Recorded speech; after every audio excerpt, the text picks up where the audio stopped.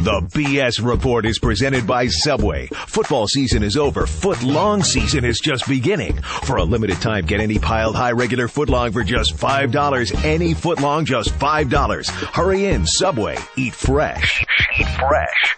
The BS Report is a free-flowing conversation that occasionally touches on mature subjects. First of all, This is the BS Report with Bill Simmons. it might be cool, I don't know. And if it's not, I don't The care. BS Report with Bill Simmons. Bill Simmons works for ESPN. He's also named the sports guy, and he writes a comical sports column. He must be a popular dude. The BS Report. It's got a real dirty sound, like a rusty steak knife cutting through a well-aged steak. Now.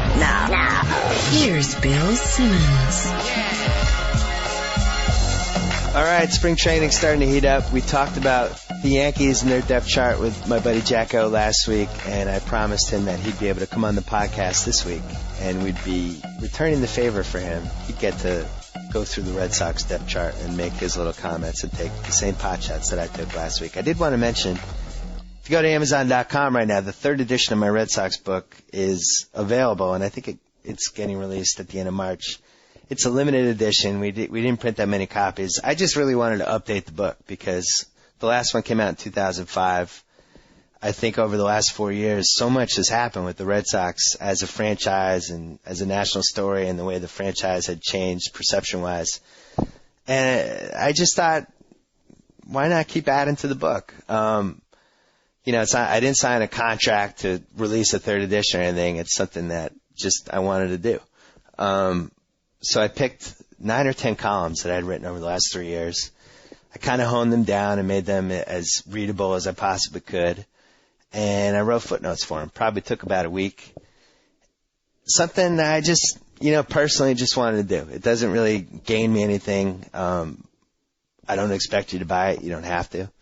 I'd like if you hadn't read the first edition or the second edition, I'd love if you bought it. If you're interested in having all the columns in one place from 1998 to 2000 through 2008. There you go, $10. So that's why I did it. I basically did it for me because I'm an only child and I do things like that. Anyway, let's get to JackO. We're calling him at work, and he does know we're calling this time. Complex Litigation, this is John.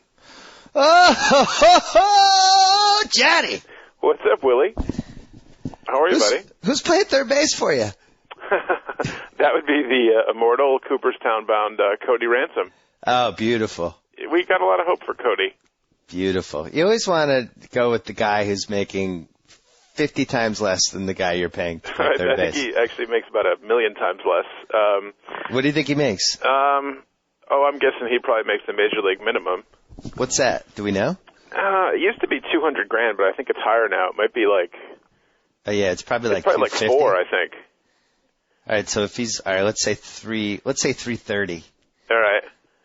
So, and A-Rod's making like 28? Yeah. Oh, yeah, so he's making like 75 times less. Yeah, absolutely. And he's got about a whopping 183 at-bats and a career average of 251. But according to Johnny Damon, he's the best athlete on the team. And he has a 60-inch vertical leap or something. So Really?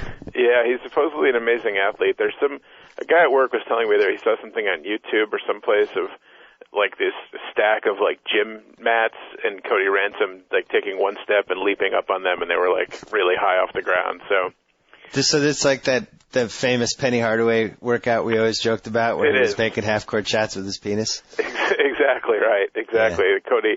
Cody Ransom's vertical leap is up there with Penny Hardaway's mystery workout, right?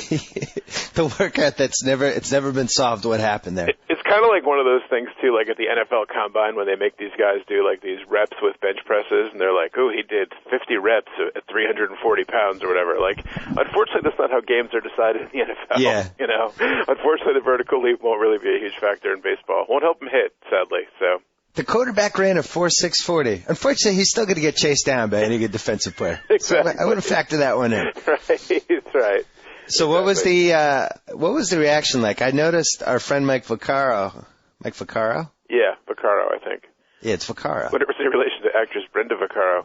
Well, I live in L.A., so I never actually heard his name said because, we don't talk about New York sports in L.A., or any sports for that matter. Right. But he was throwing out the Ewing theory possibility. Really? And was gracious enough to.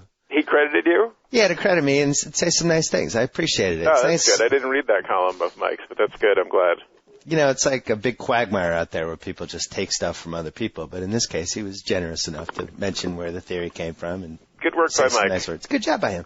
But he was saying that A-Rod really the quintessential Ewing theory candidate, which Could be. I've been kind of mulling over, but it's almost like I feel like it's too obvious. It is. It is obvious, but maybe the team's like, no distractions, no steroid talk, especially when that, what's her name, Serena Roberts' book from Sports Illustrated. I think it comes out later this month. Right. So there would have been like a whole other round of questions. Now he'll be off in Colorado rehabbing or whatever. By the way, why is Colorado like Dr. James Andrews is down in Alabama, isn't he? Why is Colorado like the place you go for a hip injury? Is it from the skiing? Is that why? Colorado went out to Vail. A-Rod went out to Colorado. Went out to Vail, I think, to have his surgery, and they said he's going to rehab out there. So I couldn't figure out why it was that Colorado is the hip injury capital of the United States. Like that's where the Mayo Clinic of hips is in Colorado. I agree with your ski thing. It's got to be, right? Because a lot of people break their hips skiing. Although you would think it would be somewhere in Florida because so many old people break their hips. That's a good point too. Yeah, there could be maybe aging stars or socialites. Don't they like to go to Vail? That's got sort of a trendy place. Aspen. I need to figure out where it is because my father, now age 61, who lives in Beacon Hill and has fallen 3 times in 4 years and broken his arm once and has some sort of weird wrist thing now. Because their neighborhood. I mean, it's on a hill. It's super hilly. Yeah. And their house is sort of dangerous. A lot of stairs in their house. So. Yeah, they have a 5-story house, right. And they have all these hills, as you said, that during the winter become icy, obviously. And my dad compounds the problem by walking around in loafers. Yeah. Even in the dead of winter, walks around with these slippery black loafers because he quote unquote doesn't like boots. So he's wiped out 3 times in 4 years. So I'm just going to start researching the best hip places now. Maybe I'll get in touch with A-Rod, see how his recovery's going. Call Boris and see if they'll give you his doctor's name.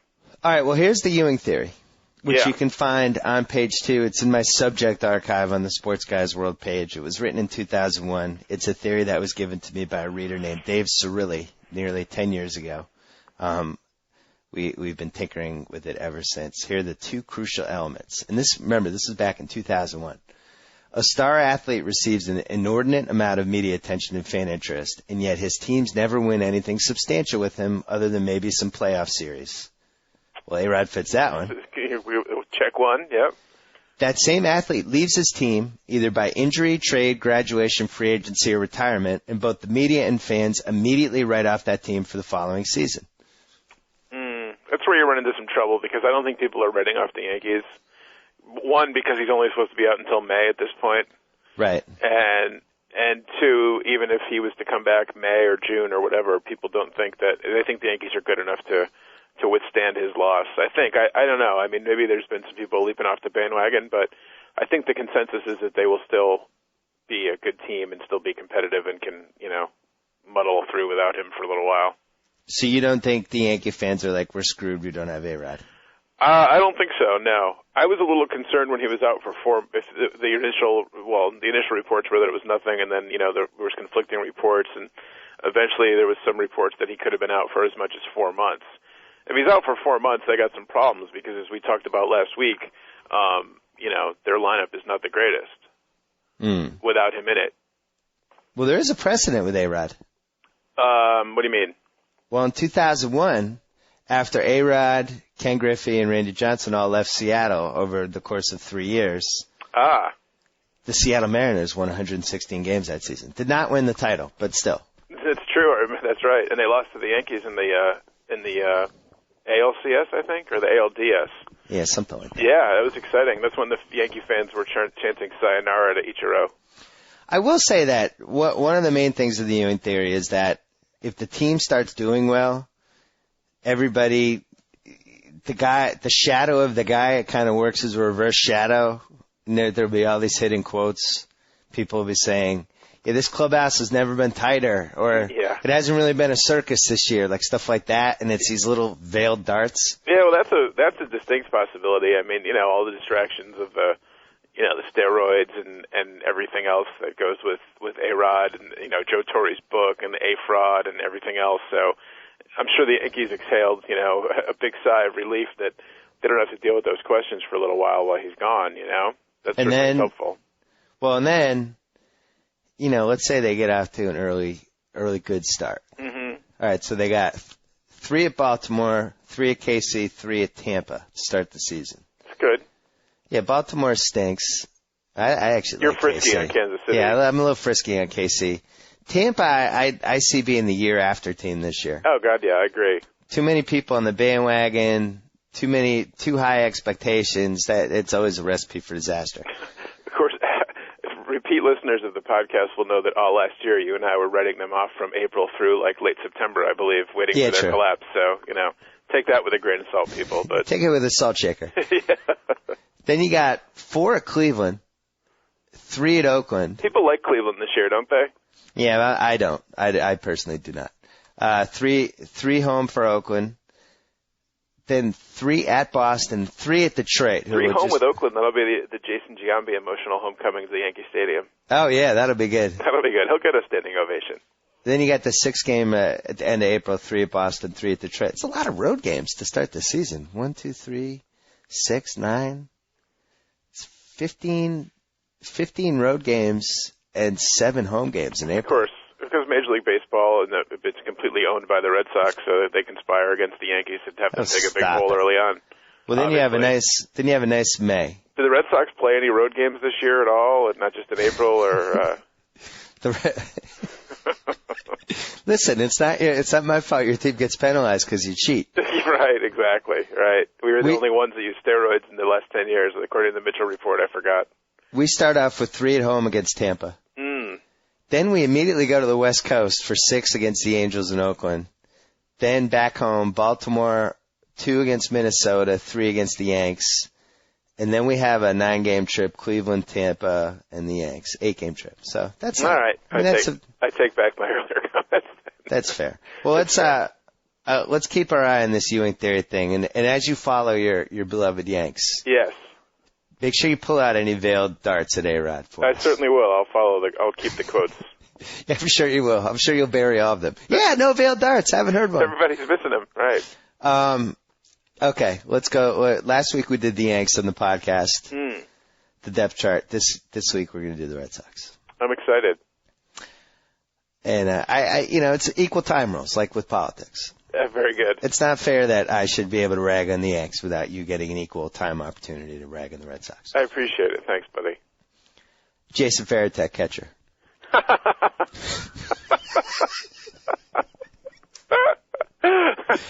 It's funny just to hear it. I'll tell you, Jason Varitek, really one of the great off seasons in the history of Major League Baseball. Good work by Jason to become a free agent coming off, what did he hit last year, 220? Well, pre-All-Star game, 218 with a 299 OBP, 354 slugging. Heated up after the All-Star break, 223 average, 333 on base, 367 slugging. Someone threw some water on him. So he's at least going uphill. Basically a corpse, and he declares free agency, and then declines arbitration, which would have assured him $10 million, and he basically has to come crawling back to the Red Sox for, what did he get, $5 million, and then there's a player option for next year? And then I think there's a team option, but they can buy him out for $3 million or something like that. I don't want to talk about it. I'm sorry. And by the way, he should just exercise that option for next year right now. Grab onto it like a lifeline. I gotta say, is Scott Boras good at his job? I mean, I guess he got to share that giant contract, but man, he didn't do wonders for Manny or Varitek. Well, how the Manny thing played out just confirmed my whole complicated theory last year with how Boras orchestrated that whole thing, because basically Manny did all that, tarnished his image in the game, and basically ruined any chance that the Red Sox would retire his number, and the fans have, for the large part, turned against him. Also, he could gain an extra $5 million. Right, exactly. And the difference is that the 41 or 42 million, whatever it was, that he would have made in 09 and 2010 for the Red Sox, if they had picked up those options, that commission would have gone to his agents. Now Right. Boris gets the commission on this 2-year, $45 million. So really, the only person who made off in this whole thing was Scott Boras. I don't understand why people still. I mean, yeah, blame Manny for being an idiot and for allowing himself to be manipulated, but I don't understand how anybody can say that Scott Boras wasn't 100% responsible for everything that happened last season. What does he get as an agent? 20%? No, it's like 5. 5%? Yeah, so he 5. did it all for so he got basically an extra $250,000. Well, he gets 5% of the whole thing, so he gets 5% of the $45 million. Yeah. He gets 2.25. That's not bad. Yeah, I don't want to sound like Jim Calhoun here, like, oh, $250,000, that's like chump change, but in the grand scheme of things for Scott Boras, it is. But doing it for $2.25 million, yeah, that's not a bad move by Scott Boras right there. It's pretty good. Yeah, I mean, if you keep betraying any ideals of humanity for money, it eventually adds up, Sure. I mean, it cost him his immortal soul, but he's got a few bucks here on Earth, so that's good. First base, Kevin Youkilis. Yeah, Kevin. Obviously, I wish I could make fun of his stats, but I really can't, sadly. I can make fun of his YMCA mustache, though. Look, he had going in the early part of spring training. The handlebar mustache where he looked like Johnny Cakes from The Sopranos, or like he was auditioning for The Village People Part 2. That was exciting. You should have said the late Johnny Cakes. That's right. That's right. That's awful. I take himself. that back. I'm sorry. I'm sorry for him and his family. Yeah, Kevin he had that look going, which was good. I was reading the Baseball Prospectus book for 2009. Always a pleasure. Always a little too complicated for me, but I enjoyed it anyway. And they were saying Uke had like an alarming number of home runs that barely cleared the wall. Like he either led the league or was in the top 3. He had like 12 homers that cleared the wall by less than 9 feet or something. He's had 2 home runs in the WBC so far, though. No, I know. I'm just saying that they hinted that his power numbers in 08 might have been a slight aberration. Really? Well, that's good. I'm excited for that. You know who they said should just be good for as long as he can walk and has hand-eye coordination? Dustin Pedroia. I was afraid of that. They said his 2008 season, there was no aberration potential at all for 2009, and that he just is who he is.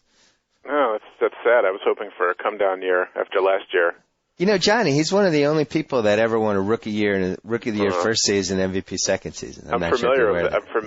I'm familiar with his MVP from those EA Sports commercials for MLB 09 or whatever. Be careful, Johnny. Tread carefully. Which were able to convey exactly how arrogant and annoying Pedroia comes across, even in commercial form, as he does in real life in post-game press conferences. So that was exciting. That was well played by EA Sports. Says the guy who counts Paul O'Neill among his 5 favorite Yankees ever. Well, that's true, but he was a Yankee. It's different. You know what's troubling to me, though, is in today's New York Post, there's an article about Jeter and Pedroia and Youkilis about how they're all buddy-buddy, like they pal around. Pedroia's like the team, like jokester, and he hung up an advertisement from Jeter has for some deodorant company where he's like outside of Fenway, and he's like, this deodorant makes every day a walk in the park, even this park. Pedroia was like busting his chops about it. And they're all buddy-buddy, like he and Youkilis. Youkilis is like, I can see why he's the captain. He's so great. And Jeter's like, yeah, those guys are fun, and Pedroia's really funny. It really bummed me out. Like, I was like, no, I don't want to hear that from the captain. Yeah. I hate it when these guys, I don't know why. They fraternize? I hate when they fraternize. That really bothers me. I liked it better in the 70s when, like, Fisk and Munson hated each other openly. I was just going there. Yeah, when Fisk and Munson, like, they openly look for reasons to get in a fight. Right, and, like, Nettles is breaking Bill Lee's arm or hyperextending his shoulder or whatever he did. I liked it better when there was some bad blood. Chapter 30 of Things Free Agency has ruined because now you can't really hate anybody because you're all just in it for the money, basically, so you could be teammates next year, you know? I would thought Jeter would have had more ill will toward the Red Sox for the 3,000 times we've thrown at him. Exactly. I mean, you know, obviously there's bad blood between guys like Youkilis and Jabba, and you know, when Pedro played, they didn't really like Pedro. I don't know. It's like, once again, as much as I love Jeter, and I realize this is blasphemy, I'm not sure he's the captain. I think you should give it to Posada. Posada has real like hate for other teams and gets a little fiery. You know, I don't know. I think Jeter's too nice to be the captain. Blasphemy, I know, and I may be struck by lightning, but he was raised by a nice family. I really don't like it when they get along, because that bothers me. Yeah, I agree.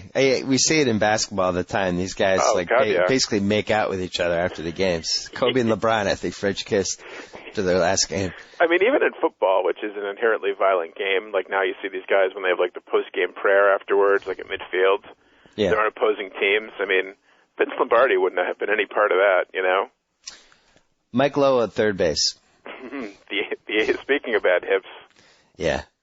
I don't think he's had an at-bat yet in spring training. I read today he's actually playing in his first game today. Oh, good. Yeah, that's good. Will he bring the walk? You glossed right over shortstop, though. I'm getting to shortstop. Oh, okay. You went to third first. All right. Will he bring a walker up to home plate? Like, how's this going to work? I'm nervous. That's the second gaping hole in your lineup after Veritek, just going around the horn.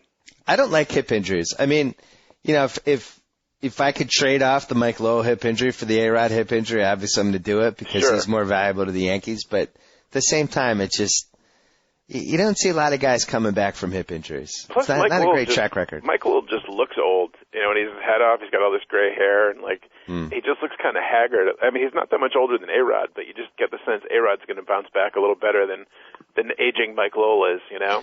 Did you know he was Manny's best friend on the team? Mike Lowe was? Yeah. I'm surprised by that, really. I was too. Yeah. No, I find that interesting. I can't really, you know, he seems like such a kind of reserved guy, and Manny's such a free spirit. I can't see them having much in common. It's kind of like our relationship. Exactly. Do you think that Mike Lowe, when he was in Connecticut, he drove through and called later and didn't come and visit Manny either? Yeah, I'm sorry. I called you. Hey, for the listeners, I was passing through Hartford on Friday and called JackO from the car and forgot the part where I could have just stopped by and seen him. Yeah, exactly. It's not like you live 3,000 miles away or anything. So that's yeah, it's not like I come back once a year. The great part of that trip was I kept my Bristol streak alive of not actually going to Bristol.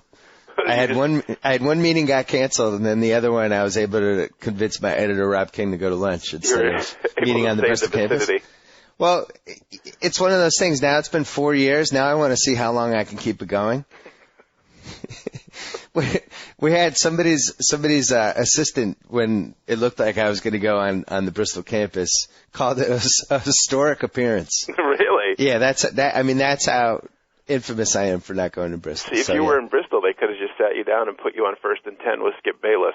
Well, that's what I'm worried about. I worry that when I'm there, they're going to give me some drink. It's like, here, try this new Bristol Gatorade, and I'm going to drink it, and then all of a sudden I'm going to be arguing with LeBron with Skip Bayless. You're going to wake up and be arguing about T.O. How did I get here? Is that Jay Crawford? T.O. is a Buffalo Bill. What's going on? It'll be like when Valerie Malone got roofied on 90210 and woke up next to Noah, and it took her like 5 minutes to process what was happening. That'll be me. She's like, Skip Bayless will be screaming at me, and I'll just be glancing around. What are these lights? Where am I? So anyway, that's why I don't go there. Shortstop. Yeah. Julio, I'm calling him to try to change his karma. Julio Lugo. Really? Yeah, because if I say he's Julio Lugo, it reminds me of the guy I watched the last 2 years. He's having a good spring. He's streaky, though. Like, he's one of those guys, he could hit 340 in April and then 190 the rest of the season. And Jed Lowry's having a terrible spring, isn't he? Yeah, Jed Lowry. He was the heir apparent. We were in Vegas last year for House's bachelor party, and that was actually Jed Lowry's first game, and you were expecting big things. I was, and he had a weird year. Like, he had 46 RBI and 260 at-bats, but he also came up a lot of times with guys on. But then you look at his stats, and 258 average, 339 on base, 400 slugging. He's got no speed. He's a solid defensive player, not great. You told me that I might be bouncing my grandkids on my knee someday, telling them where I was when the Jed Lowry era began, but I don't think that's going to be the case anymore. It might have been a little hyperbole on that one. Might have been. Jason Bay in left field. Sure. Canada's own. They were just eliminated in the WBC yesterday, sadly, by Italy. Your friend the Radman was on the team. No, he didn't play this year. He didn't play? Not this year, no. Jason Bay, my big fear with him is, 1-2 week slump coinciding with Manny going on like some sort of 10 home run and 14-day binge, followed by the sports radio with nothing to talk about, getting a little restless. Yeah. Just kind of things snowballing a little bit. And I think he's in a contract year, too. He is. They've been talking about they were going to have him signed to a long-term deal, but they haven't done it yet. So they have that hanging out. I personally would not sign him. I think they need more pop from one of those three outfield positions. Well, they need to see what he does in a full season under the pressure cooker, too, or at least the start of a season. I mean, he was good for them second half. He wasn't, obviously, no one's Manny, but he was solid for him. Unfortunately, I was hoping that he would wilt, but he didn't. But we'll see what happens under a full year of the pressure. I'm going to give him the good, but not great. Yeah, he'll be okay. Last 5 games against Tampa, 1 for 3, 1 for 4, 0 for 3, 0 for 3, 1 for 3, with 6 Ks, no homers, no RBI, 4 walks. There you go. That's what we want to see from him this year as a Yankee fan. I mean, it's very small sampling, but I got to say, in Game 7, I had no confidence that he'd get on base. And he didn't. Jacoby Ellsbury in center. There's been a little revisionist history on him. He definitely hurt his wrist and he struggled midway through the season. And then he had a little bounce back the last couple months. But everybody's just kind of conveniently skipping over the part where he was so bad in the playoffs that we basically had to bench him. Right, and that Coco Crisp, who was supposed to be the afterthought, was a key factor for you last year in a lot of games. Yeah. He played a lot. Jacoby Ellsbury, I'm kidding around about the Jed Lowry era, but it was supposed to be the Jacoby Ellsbury era. I mean, this guy touted by every Red Sox fanboy for years and years, and the dream date of every pink hat wearer in Red Sox Nation, male and female, and yet he has not really lived up to the hype in any way, shape, or form.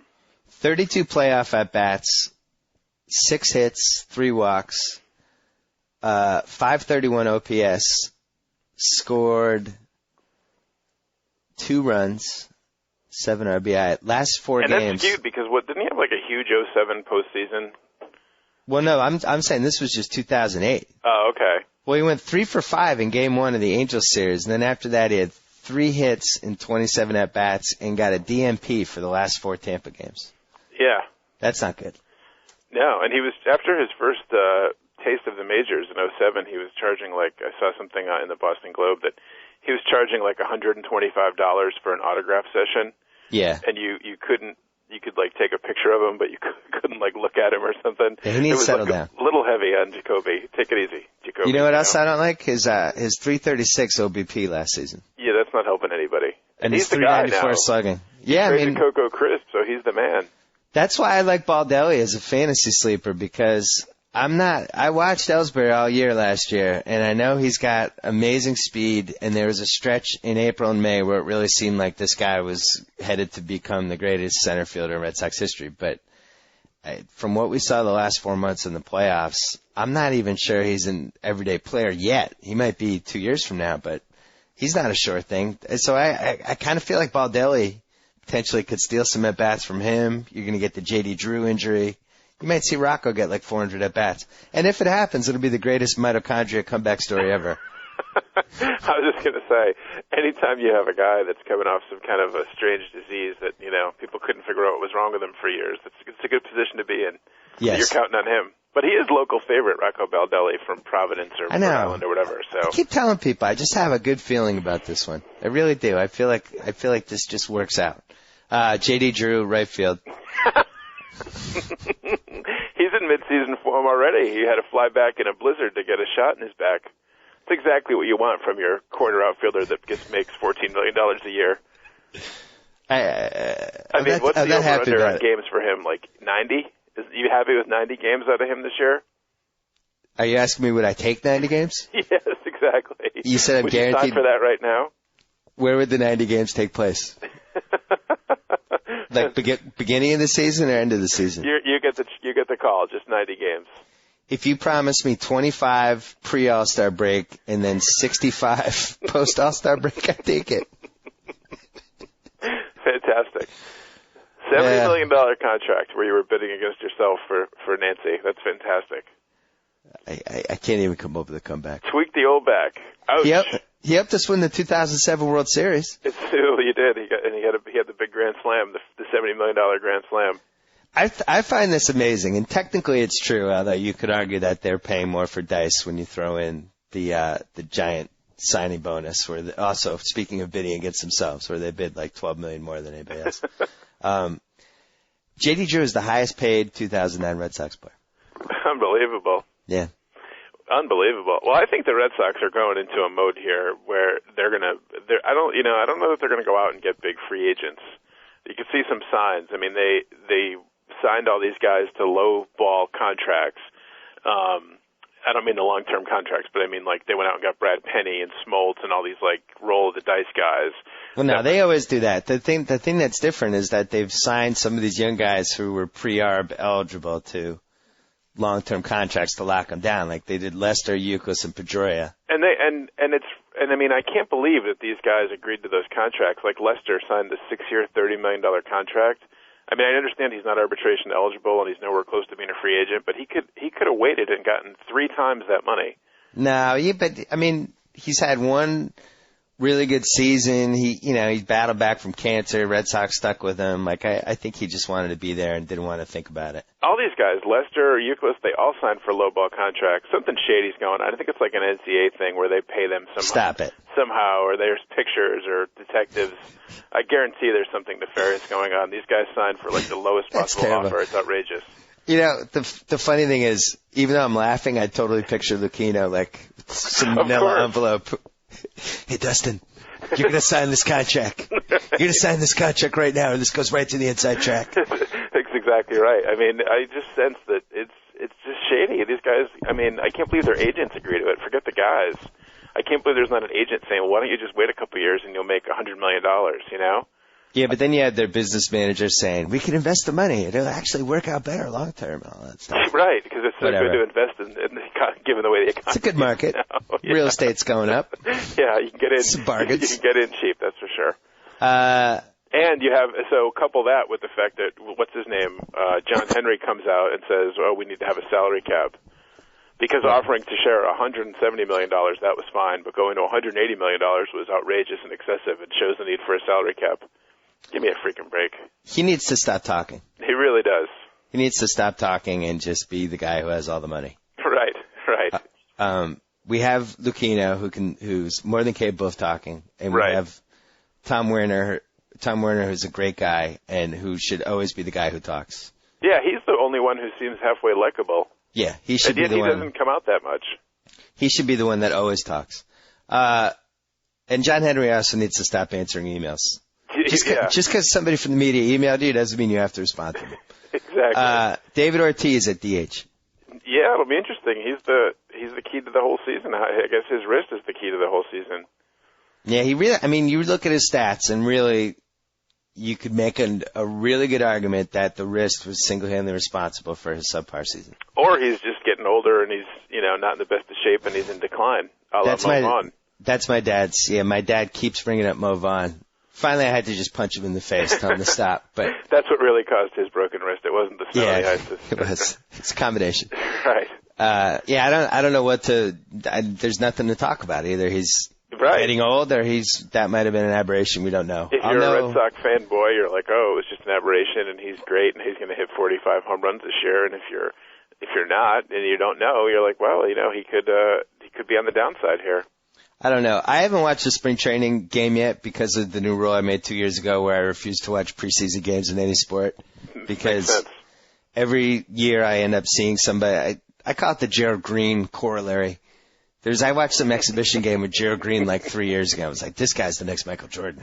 He's out of the league a year later. So there's nothing to learn from preseason. There's no reason to watch it.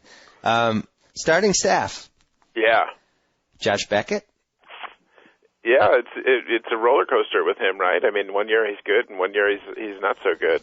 Last year he was iffy, so he'll probably be great this year, right? Isn't that the way things work with him?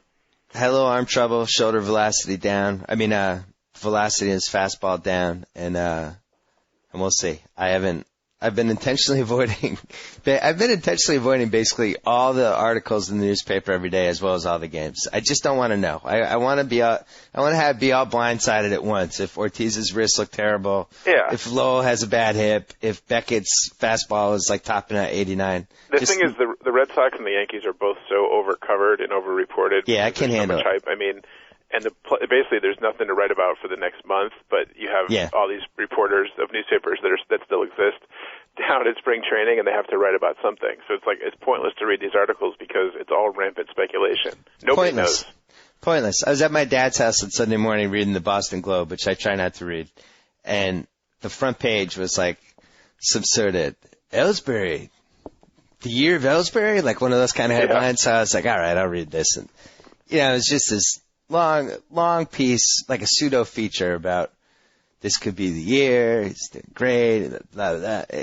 No mention of his complete collapse in the playoffs. I mean, the truest thing ever said, and you wrote about it, I think, whoever the guy was in Hollywood, the guy that made The Exorcist, William Friedkin or somebody, and he was like, what's the quote, nobody knows anything? Oh, yeah, William Goldman. Book? Yeah, William Goldman. Nobody knows anything. That's the truth when it comes to Hollywood, and certainly when it comes to sports. And, like, the season ahead, nobody knows anything. You don't know what Big Papi's wrist is going to be like. You don't know if Sabathia is going to can handle the pressure of New York and pitch in the American League. You don't know if Burnett's elbow is going to blow up. Nobody knows anything.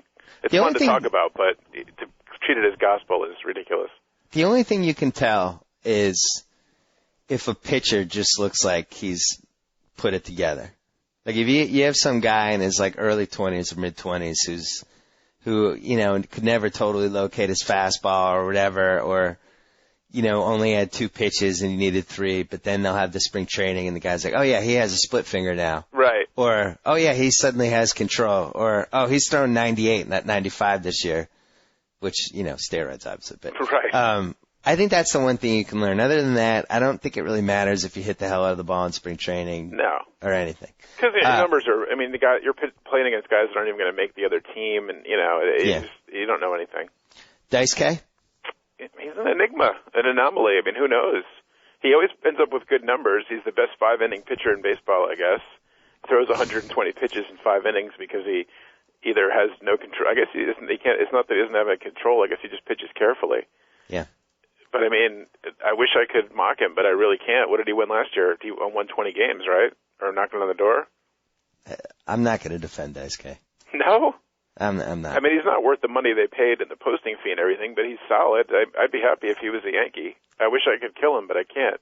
I don't mean kill him literally, by the way. I mean like in the Mike and the Mad Dog senses, and bash him, I want to kill him, Mike, but... Exactly, right. That just sounded bad the way I said it. I want to kill him, but I can't. 29 starts last year in the regular season, 167 innings. Like, that's almost impossible. Yeah, it really is. I can't even... And... It doesn't even begin to tell the story about how frustrating it is to watch him pitch game in, game out, and how he freaking nibbles. Look at his playoffs. So, let me see here. So, 4.50 ERA in the playoffs. Not terrible. 16 strikeouts, 9 walks. 16 innings in 3 starts. He made it a solid 5 innings against the Angels. He threw a gem against Tampa, 7-inning shutout. And then went 4 innings in Game 6. Yeah. How does Vegas ever put like a line on his games? You just don't know what you're going to get. It really, and last year they didn't have the bullpen to really, kind of combat the Dice K factor. This year the bullpen's a lot better, which we'll get to. So maybe we'll have a better year. Lester, probably the best pitcher on the team. Yeah, he is. I can't say anything. I can't say negative against Johnny. I wish I could. Tim Wakefield somehow back again. Yeah, talk about coming out there with a walker. Hopefully they can get 2 for the price of 1 for he and Lowell. But the thing is, the pitch that he throws doesn't take any toll on his body really. Although he somehow always has a back injury.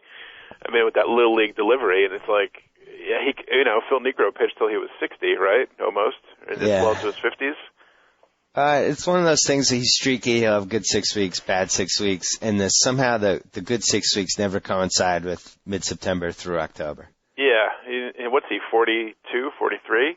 And believe me, I love Tim Wakefield, and I've had him on many fantasy teams, and he was totally underrated in 2004 during the comeback.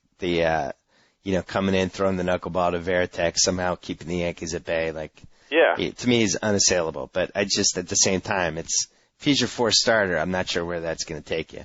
Yeah. And Brad Penny at number 5, who, I hated that signing. I just thought it was terrible. And Brad Penny hasn't been able to make a spring start. He was scratched last week, It's just terrible. I mean, it's like you whine about contracts and then you throw a $5 million flyer at Brad Penny. I think it was either last year or the year before, $4.5 million flyer on Joel Pinheiro. Right. But this team, for a team that wants a salary cap, is just throwing these contracts around like manholes. But if he can't go, Brad Penny, and I don't think he's going to be able to, you have old Buckaroo, he can step in, right? Buckholz's looking a little better. I thought this was interesting, though. In Schilling's blog, 38pitches.com, which I highly recommend. I've got it bookmarked. It's a good one. I mean, he's pretty candid. Say what you want about the guy, but he's pretty candid, and I think he's a decent writer. He mentioned just threw out of nowhere that he would absolutely trade Buchholz for Jared Saltalamacchia of Texas.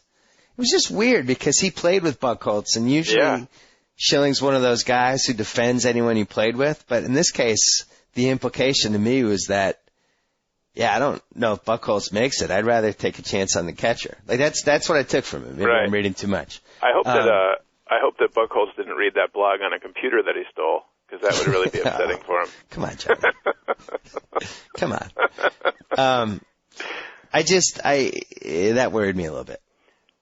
Because, back in the day when there were rumors they might trade John Lester for Johan in the winter of 2007, right. Schilling had this whole blog post like, this is crazy, John Lester.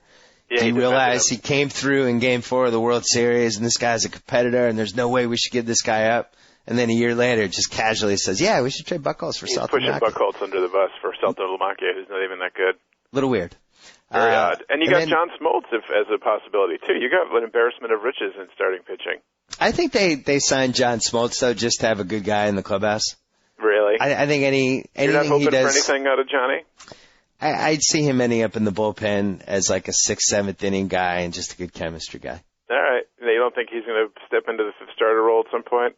Or maybe even the 4th if Wakefield falters? If he does, God bless him. All right. I think his biggest achievement this year will be teaching. He'll take Takashi Saito, Hideki Okajima, and Dice out and teach them how to play golf. I think that'll be his number one achievement this year. That's a good foursome. Thank you. The bullpen is nice. Yeah, it's solid, sadly. Justin Masterson, who's brutal against righties. Love him. He was good last year. I love the Saito pickup. I watched this guy in the Dodgers, and I just thought he was good. And he had one bad season, and it was explainable because he was a little banged up. And I just think that was a nice flyer. I like that one. Okajima. Always good, unfortunately. Always good, but, there were some shaky signs last year from him, but whatever. Manny Del Carmen, pretty good last year for the most part. If he's your 9th pitcher, that's not terrible. And then Javi Lopez, whatever. And then the closer, your favorite, the one, the only, Jonathan Papelbon. Yeah, exactly. Yeah, favorite would be, that's exactly what he is. I'm excited that he wouldn't sign a contract with them, though, so I hope that he holds out for a lot more money on the free agent market in a couple of years. And, breaks their hearts and breaks the hearts of Boston, and then there'll be a million blog posts and comments about how they never really liked him and he wasn't that good. Kind of a la Manny. That's what I'm hoping for. You mean the post-departure smear campaign? Exactly. Right. Well, and then Lucchino and his detectives will leak some anonymous quotes about Papelbon in the nightlife or some shady aspect of his character. So that'll be exciting to watch. Well, to have a smear campaign, you'd need every national and local writer as well as the local radio station in your hip pocket. They're not even close to having that. Right. Only in our worst nightmares could a propaganda machine of that type be assembled by a Major League Baseball team. Yeah, that would be almost unprecedented. How could they do that? I don't know. It would take really evil geniuses to accomplish. Red Sox odds 5-1 to win the World Series. Yeah, I liked it better when they were an incompetently run franchise run by some mysterious trust with no real leadership, and they didn't really spend a lot of money. But now that they're good and competitive, it's a lot less fun for me, I got to tell you. This is interesting. 3-2 to win the division. Yanks are 10-11. Yeah. So you have to bet think $11 the Red Sox to win 10, and you would bet $2 and you win 3 on the Sox. So the Yankees are a slight favorite. Yeah, I would think the Red Sox would have better odds. What do I know? Well, and didn't Baseball Prospectus pick them to win the AL East, that they would have more wins than the Yankees? I think they did. Well, Vegas has the Red Sox over-unders 94. And for the Yanks, it's 95.5. So there you go. Yeah, so they're right there. It'll be a nip and tuck. I'm going to give you someone to watch out for, Johnny. All right, I'm excited. A little flamethrower. Went to the University of North Carolina. First-round pick. Had an awesome year in the minors. Converted from a starter reliever. Frequently hitting 101 on the radar gun. Wow. You'll be seeing him this season, Mr. Daniel Bard. Oh, really? Yeah. He was their number one pick, right? Not only that, but he's on my extensive AL fantasy roster where we draft minor leaguers. We've been Hedge and I have been monitoring this guy for 2 years, and he will come up this year and throw BBs. All right. Keep an eye out for him, Johnny. I'll mark that down, Daniel Bard. Two last things before I let you go. Max Kellerman left his ESPN Radio New York show today. I'm throwing our hat in the ring, our collective hat. Fantastic. He left it. Why did he just gave it up? I don't know. Details have not come out. Is there some ugliness or? Who knows? I had a reader email me a month ago and say that he was at a restaurant where Max and Mike Francesa were having dinner together. Really? Uh-oh. He could be the was new Mad Dog, do you think? Mike and the Max Dog? Mike and Max. It works. Mike and Max? Got the alliteration down. We'll be back here in Mike and the Max right after this. Mike and the Max, maybe? Yeah, but that's his first name. He can't become the Max. Do you think, all right, let's say hypothetically, Francesa and Kellerman. Does that show work or not? I've only seen Max Kellerman on TV. I've never listened to his radio show, so I don't know what he's like. Might be a case of too many lead dogs trying to be there, you know? Could be two alpha dogs, like a Kobe Shaq. Exactly. I'm not sure that would work. One guy's got to be the second banana. Got to know his role, you know? 2003 Kobe and Shaq, not 2000 Kobe and Shaq. Right. It'll be interesting. I could see the show being great for like 3 months and then them fighting to the death. I mean, if you've already been the star of your own show, it's tough to go back now and be the supporting actor. Hey, Max. Hey, Max, let me tell you something. You're in the big time now. This is my show. You are a second banana, my friend. Hey, you don't bring a knife to a gunfight. You understand me? I'm Jordan, you're Pippen. Got it? That'll be interesting. Keep an eye on that one. I will. And Johnny and I officially throw our hats into the ring for Max's use any tape of a podcast as our audition tape. 10-1 show. You give 2 weeks notice for work, right? Absolutely. I'd go down and do that, sure. Yeah, okay. All right. So we're throwing our hats in the ring. And then second, it looks like the tranny is leaving the real world. We're taping this on. Do we know? We're taping this on Tuesday. It runs on Wednesday. So, I DVR the real world, and it cuts off for the last 30 seconds, so I didn't see this week's previews, and I'm blindsided by this news. Do we know why she leaves? Well, they ran a commercial, and it said basically she's broke from her reassignment surgery and just needs to make money and can't afford to live in the house anymore. My personal feeling is that, God forbid a reality show is ever on the level, but you know how they went with the 8 roommates? Yeah. Which they'd never done before? Yeah, they knew that there was some issues somewhere. Yeah, I think they decided, all right, we'll bring in our first transgender roommate, and then, we'll make a deal with her after, 6 episodes or so. She takes a hike. MTV's like, we've made our point, and that's it. Yeah, it's kind of, and then it'll make it say, oh, yeah, I can't afford it. Come on, you knew what your expenses were. And what do you have to afford? I mean, you don't have to pay rent. Do they have to buy their own food? I think the issue is she needs to make a job to pay for to pay the medical bills. For the Bobbitt surgery, yeah. Yeah, I see. Is that what it's called? I don't know. May well be. So anyway, yeah. So keep an eye on that one. Yeah. Are you fired up for the HC, the big HC Patriots? Oh yeah, we final? should talk about that as well. When is that? Do we have a time? It's Friday at 4:45 on ESPN2 on the Deuce. Friday, 4:45 East Coast time, ESPN2, and we're playing American University, who was not in the Patriot League when we were in college. I don't believe. Yeah, they're a new addition to the Patriot League. You know what? You know why they're in now? Why? Because we needed a safety school for the Patriot League. Nice. Is the game in Worcester in Washington? It's in Washington. American was the number 1 seed in the Patriot League, and this is the rubber match. They each won on their home court. Rubber match. It's a rubber match of Holy Cross and American. It's like the Thrilla Manila. It's just like it. Well, I hope we win. And as always, I'll root. I'll get excited if we make the tournament. I will get my hopes up, and then they'll be crushed in round 1. Exactly, and then we'll get a chance to see our team go and play some, number 4 seed and score 37 points on national TV and lose by 40. It'll be exciting. I've already thrown down the gauntlet because this year I'm going to be in one of these pools where you have like a draft. We're going to have a draft on Sunday night. Yeah. And, it's like 10 guys, and you pick till the teams are gone, so 6 teams each or whatever. And I've already thrown down the gauntlet when I was invited to join that I said not only will I be in it, but if Holy Cross wins on Friday, they're my first-round pick. So it's like a draft. You could draft like Carolina or Pitt or UConn. Everybody drafts teams till they're gone, and then you get points for upsets and how far they go in the tournament. I'm going to ride my alma mater. I'm going with the Cross, baby. That's to hell with the Tar Heels and the Huskies and the Panthers. I am on the record as saying I'm not giving money again until we win a round 1 game. Yes. I said that 2 years ago, and I've stood by it. And also on my sports fan bucket list, Holy Cross winning a round 1 game. That's all we want. I mean, probably at the top. We're not asking for a George Mason situation of going to the Final Four. We just want to win one freaking game, just one. I just want to see the guys on the bench jumping up and down and hugging and celebrating and yeah. Plus, then we could be in one shining moment. Oh yeah. And wouldn't it? And I mean, this is really now I'm getting greedy, but if that one win could be with Gus Johnson or Bill Raftery behind the mic, really my life would be complete. Yeah, you're right. That would be. Yeah, it's number 1 on my sports fan bucket list. Gus Johnson calling a Holy Cross upset. Holy Cross win. That would be so fantastic. Yeah.